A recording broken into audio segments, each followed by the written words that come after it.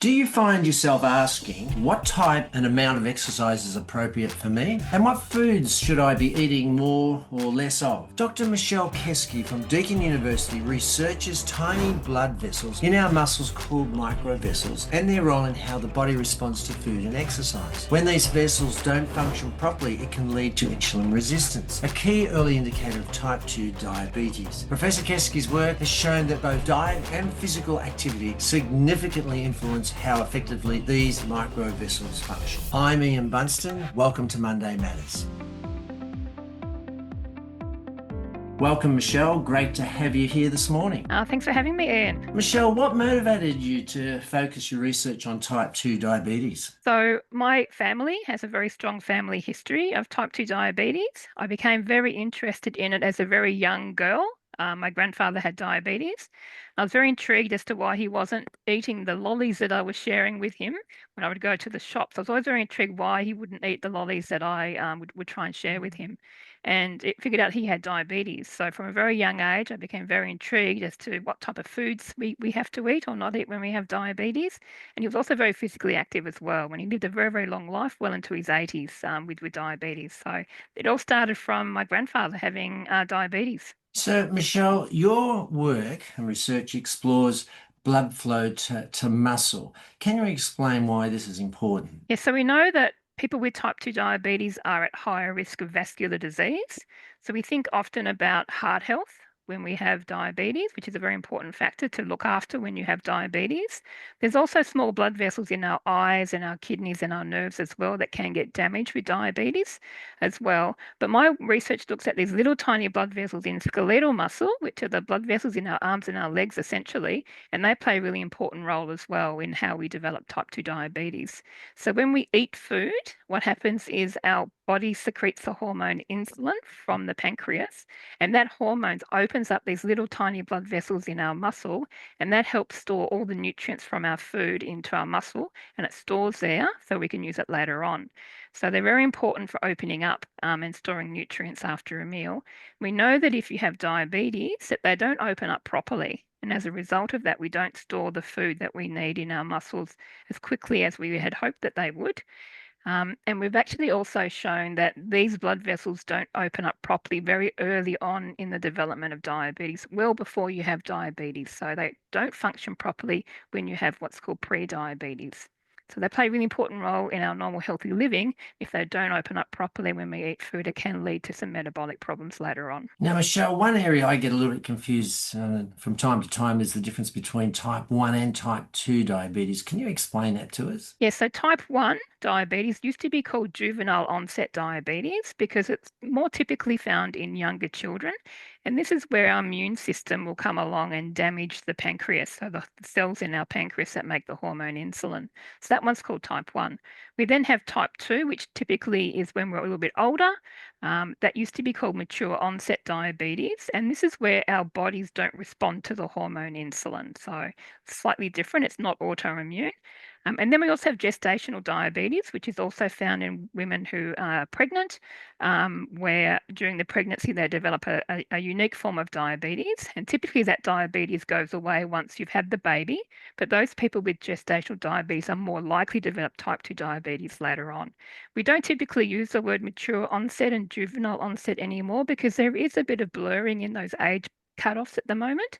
So we do find people who have type 1 do get them a little bit older, and some people with type 2 can also actually develop diabetes at a much younger age as well. So that's why we've used these more defined different terms today when defining these diabetes cutoffs. Michelle, moving to the area of physical exercise and the role that that plays, what does it suggest for people who are living with diabetes? Yeah, exercise has a profound effect on how our blood vessels respond. So, like food, when we exercise, these blood vessels open up as well. And by opening up these blood vessels, they help deliver things like oxygen and glucose to our muscles, so it can help those muscles keep contracting and moving. That's one of the reasons why we can exercise, is because our blood vessels open up and supply these nutrients. So we know that if you exercise regularly, it makes these blood vessels really fit. And so when we eat food, they're more likely to open up when we eat food. So having an exercise routine is really important to keep not only our whole body fit, but also our microvasculature fit as well. So we know that if we have people that do resistance training or aerobic training, these both have really profound benefits on our microvascular health. And you don't necessarily have to do long-term exercise to see these benefits, even a single bout of exercise. So if you go to the gym and do a 1 hour bout of exercise, that benefit carries over to the next day. So exercise has a really profound and long-lasting effect on our microvascular health, and it profoundly impacts people with type 2 diabetes who have some problems with their microvascular health. So while we're talking about physical exercise and the key role that that plays, are there any key factors or indicators with regard to age appropriate level of exercise? Yeah, so as we get older, I'm definitely middle-aged now, so I find it a lot harder to do the types of exercise and the intensity that I once did in my 20s, 30s, or even my 40s. So it's really about being kind to yourself and just be really consistent and try and exercise regularly. As I said, the benefits of exercise carrying over to the second day, sometimes even the third day. So as long as you can regularly exercise every week, it doesn't have to be every day to have these profound benefits. It's really important just to be really consistent with what we do and to do things that we really enjoy. So don't do exercise that you really struggle to get up and do. Find some kind of activity that you really enjoy. So it could be bushwalking, it could be dancing, it could be going to the gym. So it's about being uh, regular and enjoy what you're doing, and you're more likely to keep going on for a long period of time. And the last one on exercise is that many people enjoy the bushwalking, for instance, or Mm. walking just in general, but often that also involves a walk and a talk. Oh, Does yes. that talk have an impact on your health? I th- I think it does, Ian. I think that the research suggests that if you multitask and you do something that has a cognitive load on your brain as you're doing exercise, you have greater benefits. So dancing would be a great example of that, where you have to think about the next step and you're exercising at the same time.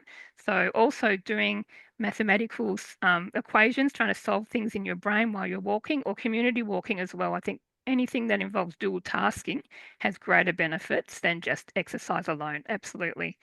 Walk and talk is great.